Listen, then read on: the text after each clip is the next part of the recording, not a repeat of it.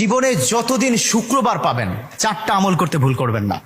আজকে শুক্রবার না, আমি জানি না 4টা আমল করেছেন কিনা বা করছেন কিনা, আপনারা মিলিয়ে নেবেন। যদি 4টা আমল আজকে না করে থাকেন, আজকে থেকে জীবনে যতদিন শুক্রবার পাবেন 4টি আমল করতে ভুল করবেন না। পারবো তো ইনশাআল্লাহ?